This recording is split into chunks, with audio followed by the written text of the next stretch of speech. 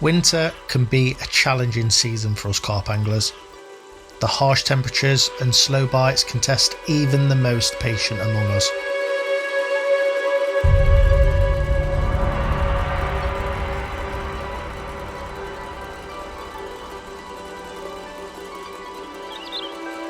But for those who brave the cold, the rewards can be extraordinary, if you get it right.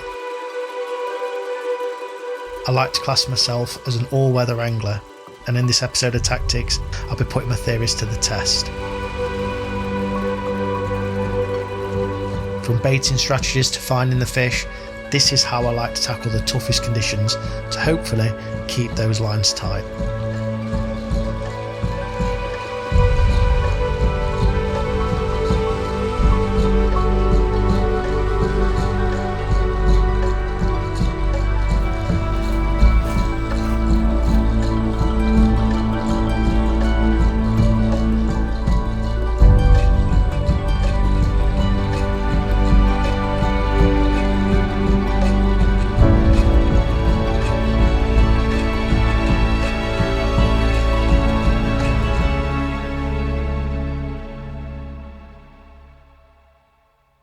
Good morning and welcome to Tactics.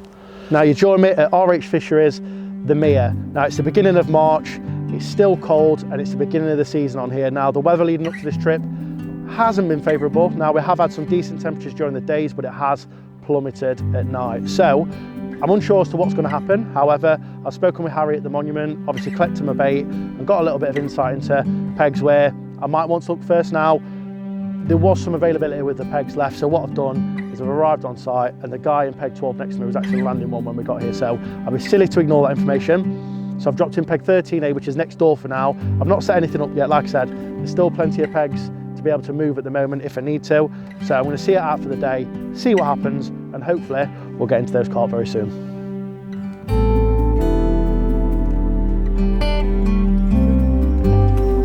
Early morning sessions can be absolutely Baltic. It's essential to set up quickly and efficiently. Getting that kettle on early is a must. Staying warm is vital to keep your focus sharp and your morale high. Layers, a reliable bivvy and a good brew are your best allies in these frosty conditions. After a quick assessment of the swim, I've put a plan of attack together. Now I'm going to keep things simple. It is only a 2-rod rule on this venue, however, if that wasn't the case, I would still choose to go down this route. Too many lines in the water can cause unnecessary disturbance. Staying subtle should give me the best chance of success.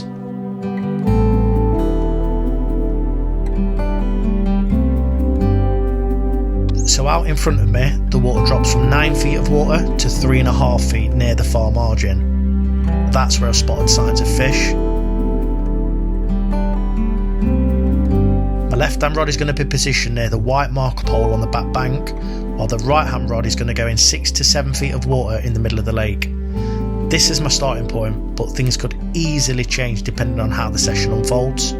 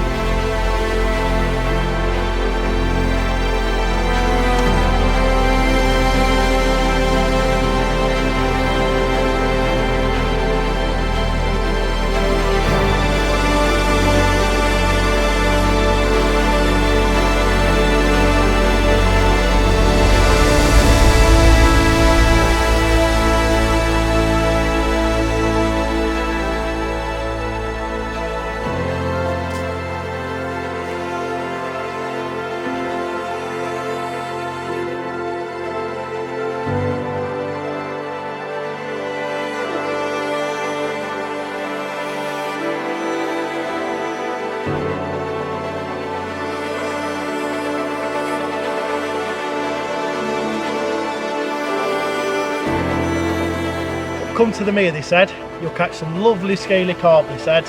Welcome to RH Fisheries, the Mere.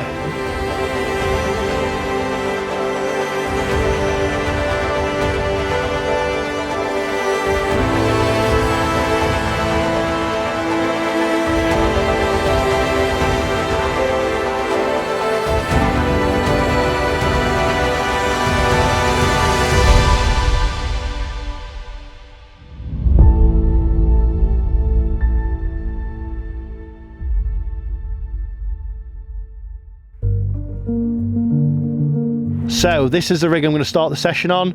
So it's a multi-rig, and the reason I've chosen this rig is because it allows me to change the hook really quick, and if we're going to get multiple bites, I can get my rig back out there on the spot very, very quickly. So next up I'm going to show you how to tie it. So first of all, I'm going to take the 25-pound rock bottom tungsten soft braid, and I'm going to measure 4 inches and just take one of the multi-tools to strip away the coating. And then I'm going to take one of our splicing needles. This just makes this job a little bit easier. And what I'm going to do is create a figure of 8 loop knot, but I want the loop knot to finish just in front of where sort of the coating is on the braid, basically, where I've stripped away.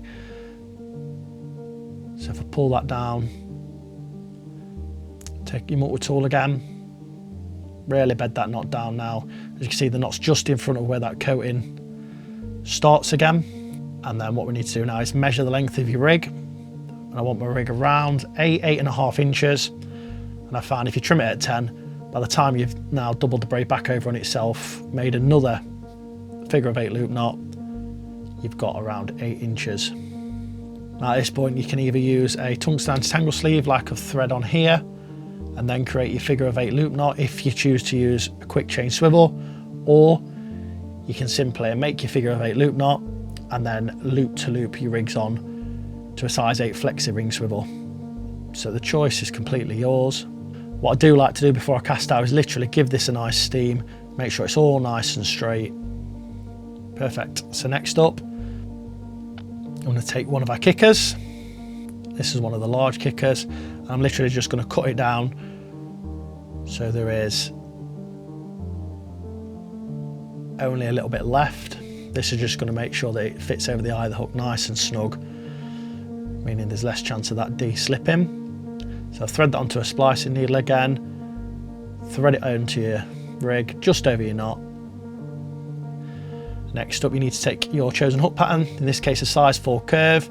Now it is worth mentioning at the minute we don't do a barbless version of our hooks, however we have got a few samples knocking about in the office that I do use for this situation, where obviously it's a barbless rule, and it's something that we may or may not look into in the future.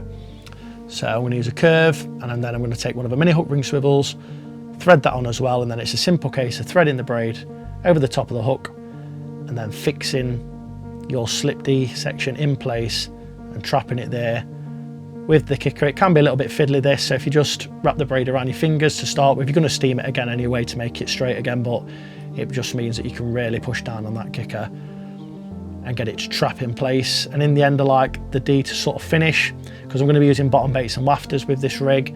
You can actually use it with pop-ups as well, but in this case I'm going to use wafters, so I like the D section to sort of finish opposite the point of the hook. Then I'm going to take some rock bottom tungsten putty. The first little blob of putty is going to go around the knot closest to the hook section. This is just going to help it pin down, and also I just like that knot to be covered up, make it nice and neat. And then I'm going to get another little bit of putty, and this one's going to go in the centre of the hook link. And then after that, if you was using the anti-tangle sleeve on your rig, it'd be fine because you've got tungsten anti-tangle sleeve on there. If you didn't want to use the anti-tangle sleeve, I'd simply remove it off the rig, and then I'd put a third piece of putty just around the second figure of 8 loop knot, and then it'd just be a case of simply loop to loop in your rig onto a size 8 flexi ring swivel. Again, making sure you steam it just before you cast out so your braid's all nice and straight. Lastly, I'm just going to take some floss And again, your hook bait of choice, these 12mm salted squids are my favourite hook bait at the minute. I've caught loads this winter on them, so it'd be silly not to use them on this occasion. I'm going to pass the floss through the eye on the mini hook ring swivel, thread on using a splicing needle, your hook bait, pull it down onto the barrel, make sure you don't cover it all the way, trim off leaving a few mil, and then nicely and neatly blob down that tag end with a lighter. And there we go. That is the rig that I've chose to start with.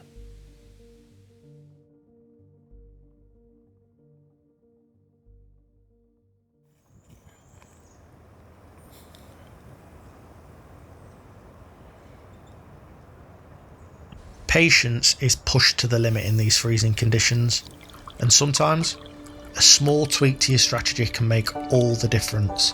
Staying adaptable is key to turning a tough session into a successful one.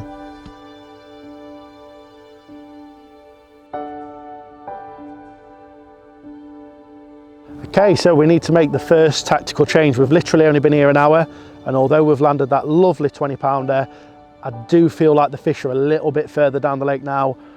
Like I've already mentioned, the lake's not rammed at the minute, there's space to move, and the gentleman next door who caught one, he's also left now. And I think I've seen signs of fish further down the lake in what was his swim. So I think I'm on the tail end of him, because the further you get up to the left, the shallower it gets.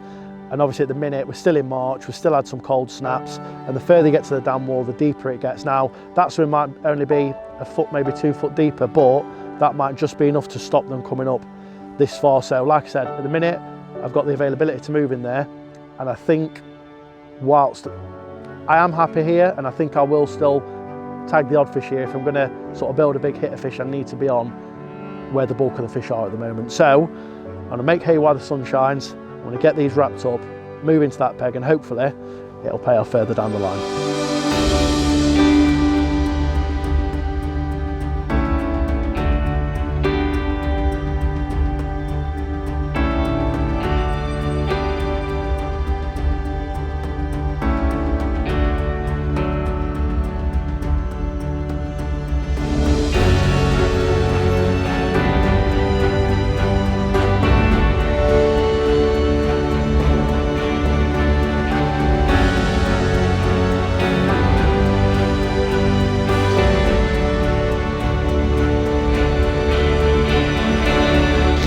Okay, that is the last of the 2 rods. Both have gone out there sweet. We're now in peg 12B.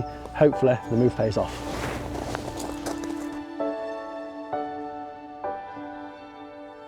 Giving your plans time to materialise is crucial. Don't panic if nothing happens straight away. Patience often pays off. Staying calm gives you the best chance to adapt if needed.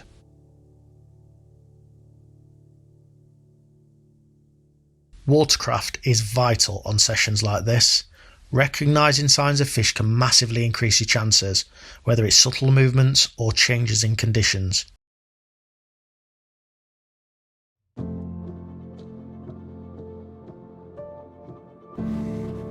If your surroundings allow, getting up close and personal with the spots that you're fishing can make a huge difference in both understanding the swim and tailoring your approach to success.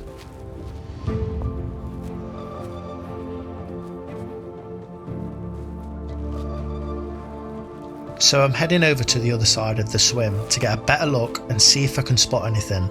Sometimes a change in perspective is all it takes to uncover some valuable signs of fish.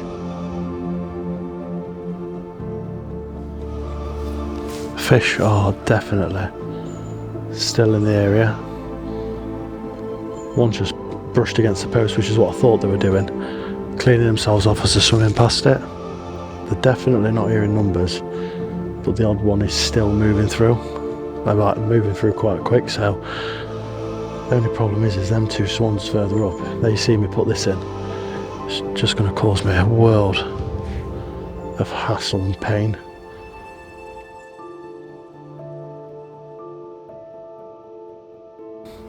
But it is, I know there's one going over the spot now, and he's tipping up and eating whatever bait's left still there.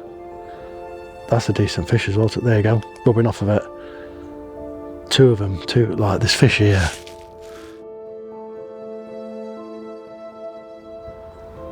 Banging along that pole. I reckon I need to be. It looks slightly deeper on my left now, but from the swim, the right hand side. So I reckon I need to be maybe half a rod length just to the left as I'm looking at that pole. It seems to drop down into, well, looks to be about 3 foot of water, something like that. Definitely big enough for a big one to get involved with.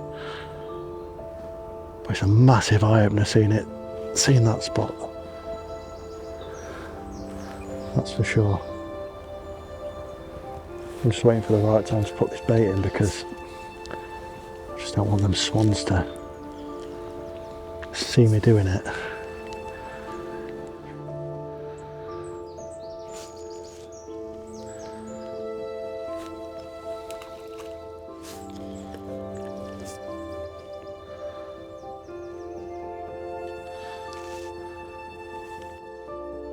Oh, yeah, there's two fish face down, tails up. Right, that's it. Come on, I've seen enough.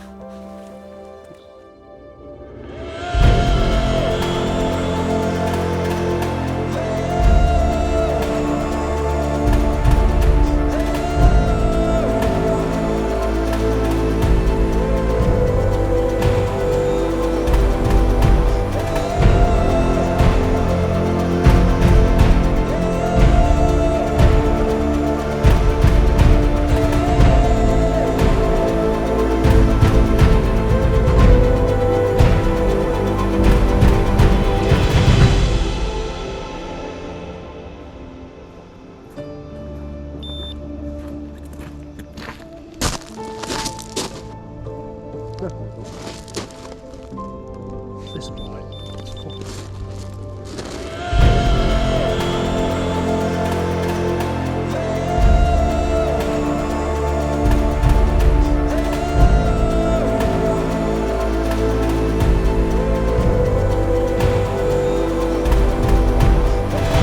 Okay, we are into the second carp of the session. It's taken a little bit longer than what I expected it to, but there is a white post on, sort of on the back margin. It's been knocking for pretty much the whole of this morning, and finally decided to put one straight in the living room. And yeah, it's taken 20 minutes, something like that. So hopefully this is a little bit bigger fish. It feels a bit better.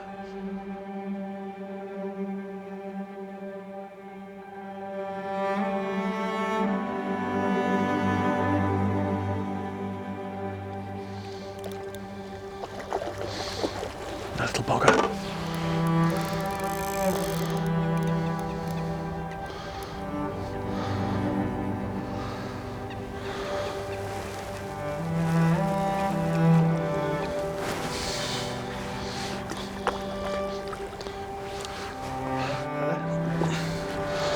Right. Proper short, fat. Yeah.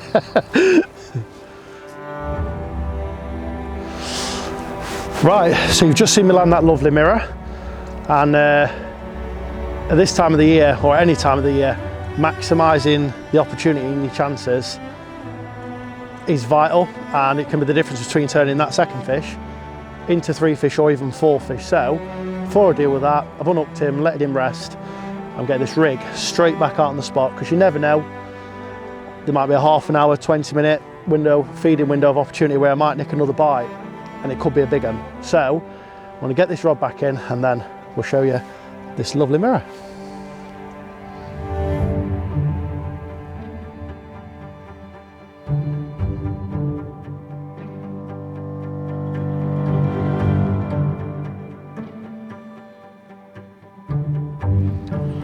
Okay, so there we go, fish number 2, plump little upper double. More importantly, came after a little tactical change with the rod. The white post on the far margin has been knocking all morning. I've tried my best to ignore it, sort of fish just off of it, to hopefully draw the fish away rather than go straight into the living room, but we're getting late on in the day, things haven't really gone to plan, so I thought why not, and within 20 minutes we've landed this one. So the rod's back out there now, hopefully there'll be time for one more before it gets dark.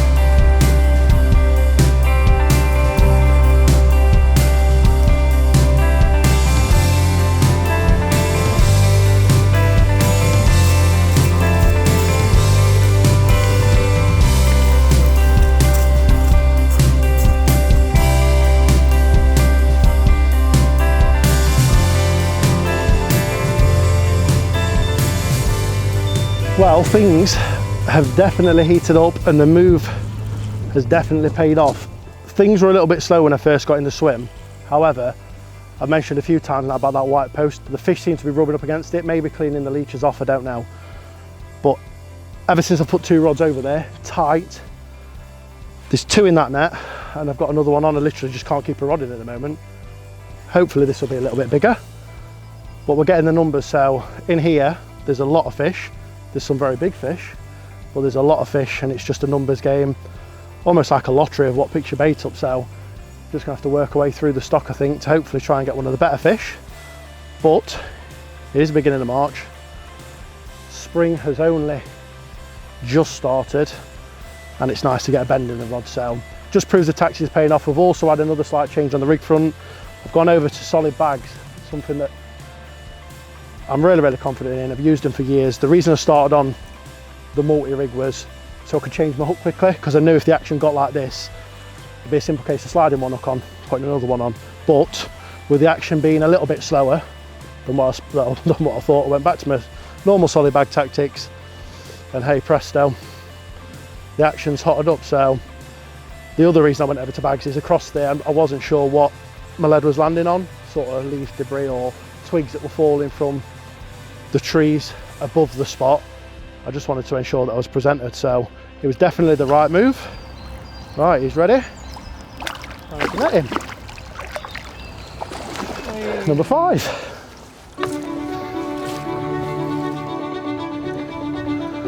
Well, the one and only comment for the session this evening has been nothing short of hectic. So I'm going to reel off the fish we've caught, quickly show them you, and save the best till last.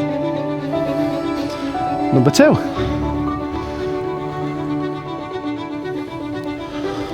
Number 3.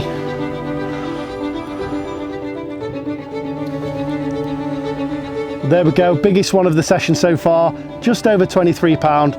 Let's hope the bites keep coming. The bites did keep coming. What a session.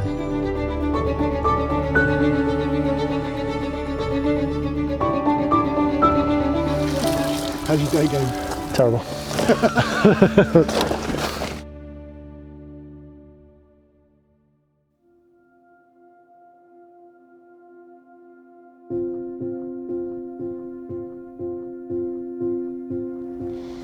Well, good morning and welcome to day 2. Last night it was bitterly cold, but having said that, it was probably one of the best afternoon evenings fishing that I've had for a long time. Like in terms of numbers of fish, at one point just couldn't keep the rod in position. It was one rod, it just kept going, couldn't get two rods, and then I even had one of them take it out of my hand. I don't know how it happened. Like, for a solid bag to melt that quickly in these temperatures, you know, and get a bite within seconds, is just mind-blowing. But yeah, it was a great evening. Didn't necessarily get the size of fish that we wanted, but before we come here we knew it was probably going to be the situation of working our way through them. However, 15 fish in an afternoon's fishing is quite incredible, especially at this time of the year, so I'm not going to grumble with that. I have got a little confession to make. I did actually wind the rods in. It got to about 9:30, 10. It dropped cold. The action was still continuing, and in the end the mist rolled in. Couldn't see the post anymore, and yeah, decided to call it a night and get some shut-eye. So woke up this morning again, so cold. Like, the weatherman's got it all completely wrong. He said double figure temperatures. This is not double figure temperatures. Put the rods back out over there this morning, and the swans found the spot. Like I mentioned before, it's probably only 2 foot, 2.5 foot deep, something like that. The swans found it, and every time I dropped down there, I just got nailed. So luckily, however, the fish did start to show out in front of me now. I saw nothing show yesterday apart from that post knocking, but this morning I've seen 6 fish congregating in an area in front of me, and I've had some patches of fizzing as well, which are only halfway to 3/4 of the way over, so it might actually be a blessing that them swans pick me up. So at the minute, I'm currently sat out there, 2 different spots, in the deeper water, in the soft stuff, where the fish are obviously sat at this moment in time. I'm going to guess it's because of the weather conditions, and I expect them to push over there this afternoon. So I'm going to sit behind them rods for the morning period, and then hopefully, fingers crossed, we get the same action again.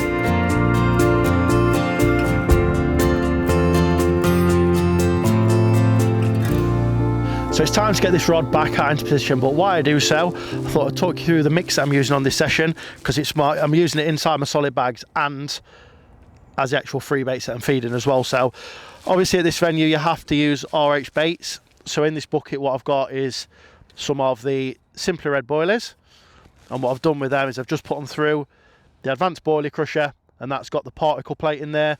It's just made some really nice fine crumb, and basically I've done that for a couple of reasons. One, obviously to fill the gaps in the solid bag properly, and 2, I didn't want any real big stodgy food items or putting whole boilies out at this time of the year. The fish are only just waking up, and it's been a little bit colder again recently, so I wanted loads of little food items out there that wouldn't fill them up. And then to that boilie crumb, I've just added some of the pellets that they actually feed this particular venue on. Pellets are great inside solid bags. They make up the bulk of the mix normally. And then to finish that off, I've just got some of the hemp seed that they sell here. I've decided to go against the maize. There's a lot of birds on here at the minute. Clarity is quite clear, and I'm glad I did, because the swans have nailed me on a couple of different occasions. And that's without anything visual, so stayed away from that, went for the hemp. And obviously inside this bucket with this boilie crumb, that hemp seed will dry out a little bit, but on the flip side, it'll mean that it's perfect for going inside bags, and it won't melt the PVA. So that's been the mix. I've been putting that out with the Hunter 750 bait boat, and obviously, as you can see at the minute, inside my disperse solid bags as well. These are the small bags that I'm using. Again, I don't really want loads and loads and loads of bait out there. It's literally just trying to nick a bite, make sure that's all gone nice and tight. It's just trying to nick a bite, and that's what's been doing the damage on this trip.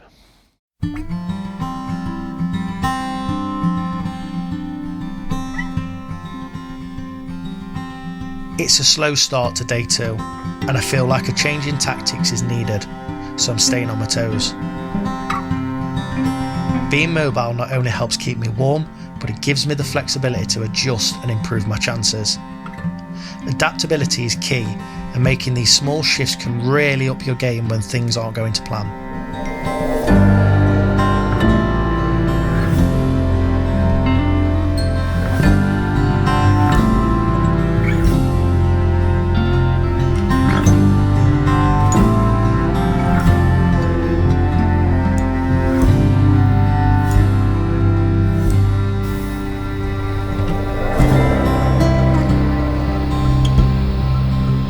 Well, I'm sure it has come as no surprise to you that we've moved again. It's been a really frustrating day's angling. Nothing else actually materialised in that swim. The shows suddenly started to vanish, and when I walked around the other side, I did see carp, put a little bit of a bait on them, and the swans just were an absolute nightmare all day. I persisted with that spot and it just never materialised, and in the end decided to come for a walk down the bottom of the lake, which is the dam wall end, the deeper end of the lake. Today has been bitterly cold. Like, that wind has literally knocked whatever sort of warmth we had in that sun today out of the equation. Like, it's been absolutely Baltic. And with that said, I think the fish have migrated down into the deeper end of the lake. In fact, I don't think, I know, like the feeding pole over my back, as soon as I come down here, was knocking about everywhere. Saw 2 shows just to the left-hand side of that. Straight away I knew I had to move. So, third move of the session, we've just got round here, the rods are in position, fingers crossed for a last night whacker.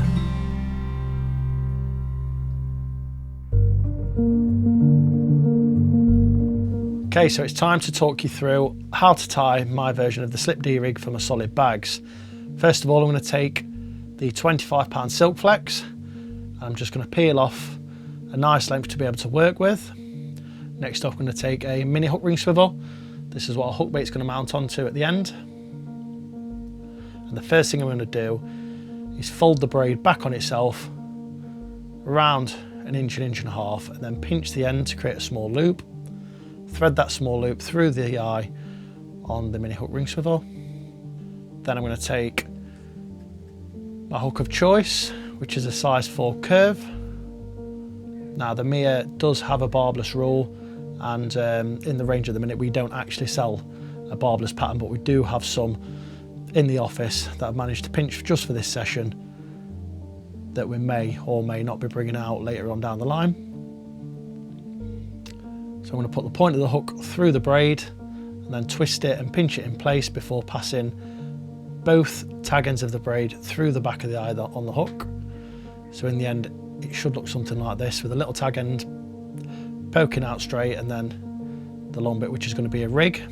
You then want to go underneath your tag end and whip down 7 or 8 times to make a knotless knot. I find it easy if you just pull the tag end of the braid out the way, it just gives you more room. Moistening the knot, making sure it's pulled down nice and tight,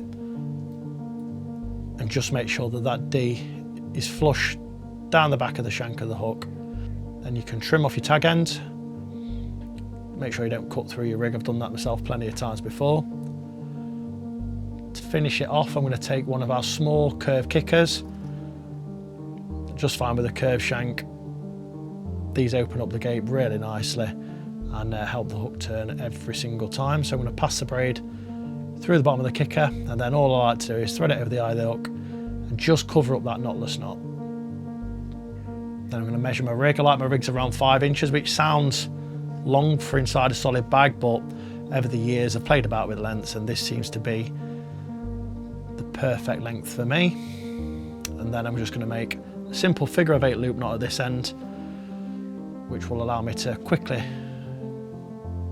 change rig should I need to, or hopefully when you're catching multiple fish. So again, just moisten that knot down, pull it down nice and tight and trim off the tag end. So that rig as it is would be brilliant, and the hard part is done. However, we are going to take this one step further. So I'm going to take some of our rock bottom tungsten putty. What I like to do is I'm not going to take a tiny little bit like you normally do and pinch it in the middle of the hook link. I don't want anything on the hook link, because obviously when you make your bag, I don't want any of the bag content sticking to that putty. But what I'm going to do is I'm just going to warm it up in between my fingers, make it flat, and then just simply wrap the putty around the braid itself and then rub the putty so it sort of weaves into the braid, just up and down 3 or 4 times, so that putty gets in between the weaves. Now what that means is you've kind of tungsten impregnated the hook link material to make sure it sinks, because if that braid goes inside a solid bag dry, it's got no tungsten coating on it or anything like that, the water can attack it and it can sort of kink up when the solid bag sort of bursts. But by doing this, you just ensure that your hook link is going to be nice, flush, and isn't sticking up out of the bag contents looking unnatural. And the last thing to do is attach your hook bait. So I'm going to take some of our floss. You don't need to go mad. Just a short section of the floss. Your hook bait of choice, always nice and small inside a solid bag. These 12mm salted squid wafters have been a favourite of mine for a good few years now. And I'm going to take the floss and pass it through the mini hook ring swivel. Double it over, and then just use one of our little splicing needles that's got a little latch on it, just to thread that hook bait down onto it, and then I pull it inside the barrel. So the barrel's actually covered, but not all the way down, restricting the movement of that swivel. Trim off, leaving a few mil, and then carefully take a lighter and blob it down. Try not do a massive big blob on the end of it. It doesn't look particularly neat. Just a quick blob. And there we go.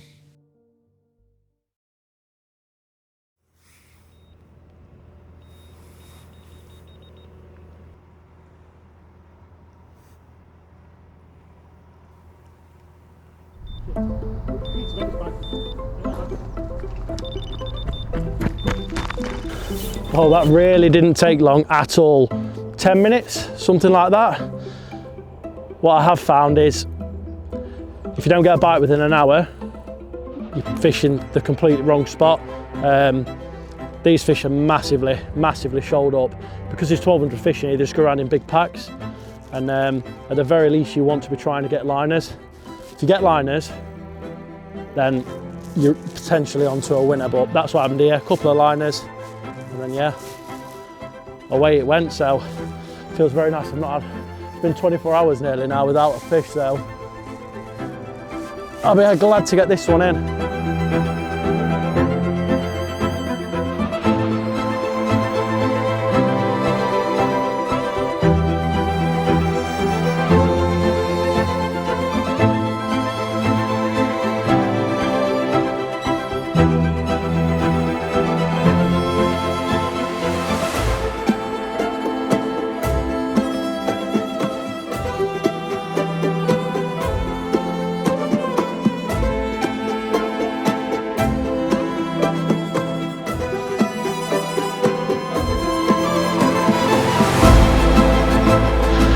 Well, there you go, the biggest common of the session so far, probably around the 20 pound mark. The move has definitely paid off. We're out there, they're showing, we're getting liners, we've just had another little one as well.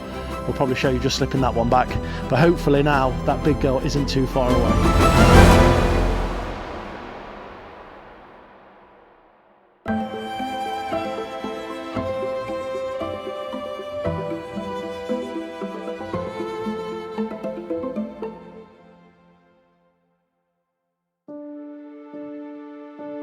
It's the final day and we're definitely on the fish. We've had an action-packed morning and everything finally feels like it's clicking into place.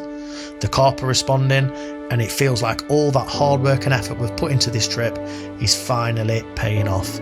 It's all about keeping that momentum going now and literally hitting repeat. Oh, well, check that one out.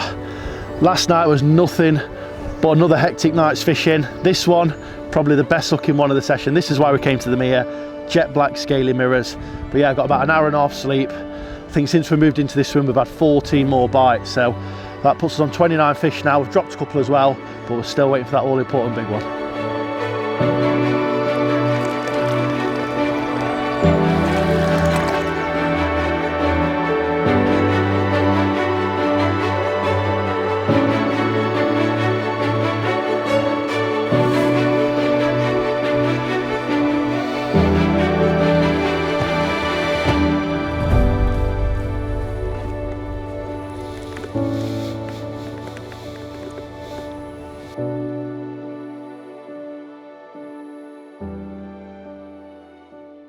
Okay, so it's time to have a little bit of chat about what my plan of attack was before coming here. Now, the Mia is pretty much dominated by bait boats. I'm not saying people don't cast, because they do, but I had two sort of plans of attack in mind. So one was to find the little hard spots with a marker or a bare lead, spot and put some bait in.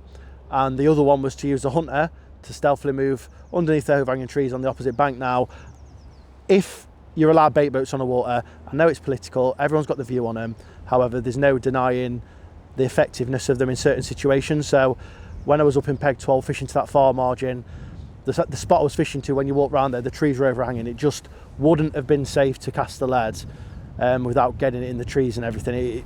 It's just not fair on it. Whereas here, I'd have had no problem with spotting. The reason I ended up using the Hunter in this peg was because the fish were here. We'd had a blank 24-hour period where the fish went on us, and I didn't want or didn't fancy crashing the lead in them, spomming on top of them with the chance of them moving off again. So the Hunter is so quiet, it holds just the right amount of bait, especially in winter. Obviously it holds up to a kilo. I bet we've been putting half a kilo of bait out to every fish, so we've had 27 to this point. If you take that, we've had 18, 19 kilo of bait out there, so we've got through it, but just enough for a couple of bites at a time. But just how stealthy the boat is. It's lightweight, it's compact, the batteries last a lifetime, and yeah, it's been an absolute godsend this trip. Like I said, if you are in a bait boat dominated water, ignore them at your peril, whether you like them or you dislike them, but they're definitely something to have in your armour.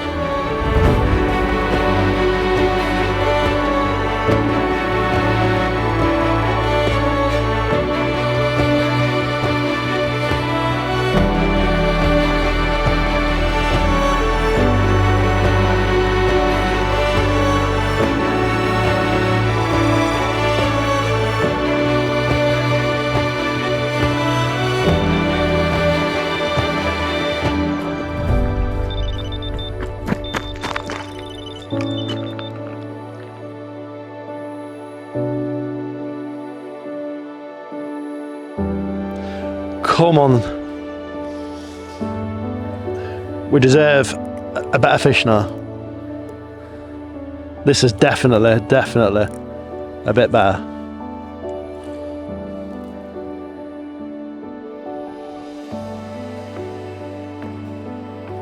Well, the action continues. I mean, it has done since we moved into this peg, to be honest with you, but if we get this one in, it will be 30 fish landed, dropped a couple as well. Still waiting for that slightly better fish, but do you know what? It's been bloody freezing, shivering for 48 hours, and we're literally at the beginning of March, so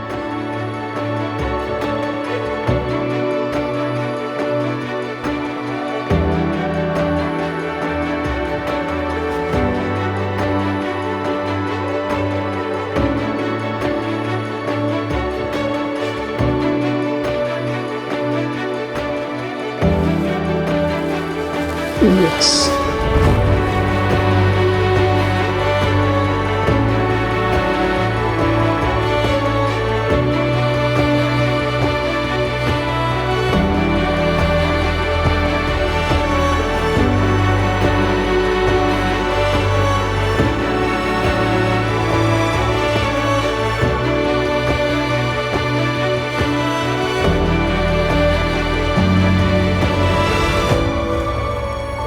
Well, finally, we got through to one of them bigger fish. A lot of perseverance, well worth the freezing cold nights and the lack of sleep. But yeah, fish number 35, and we got there, buzzing.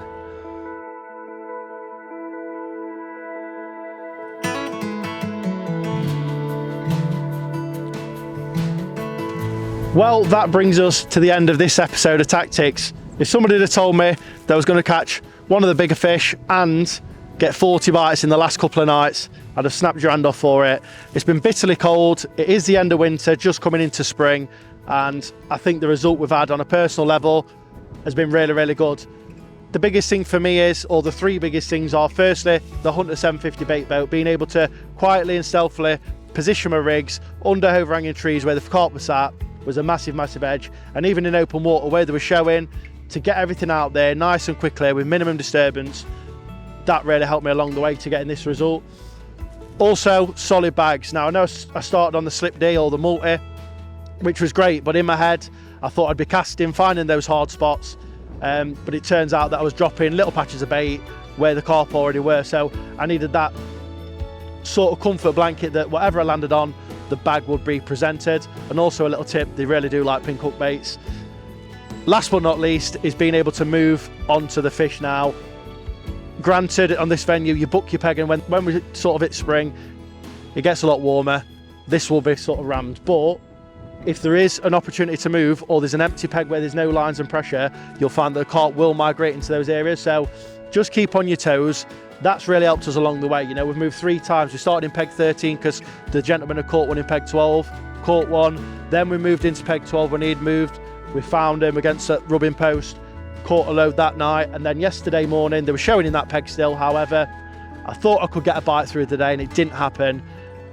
12 hours have passed, nothing, no liners, no shows, no nothing. And in the end, decided to come for a walk down the deeper end. It was dropping cold again. There was no pressure down here, and the rubbing sticks again down here, or the feeding poles were moving. It was evident the carp had moved down here. We moved on to him, and we had a boatload last night and this morning as well. So I hope you can take something away. It's not just about if you're going to come to the Mere.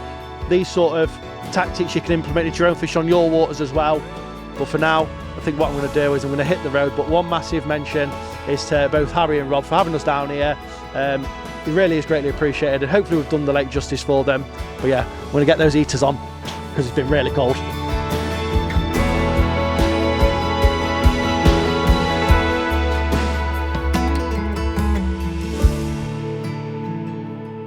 I hope you enjoyed this session. Remember to stay warm and stay positive.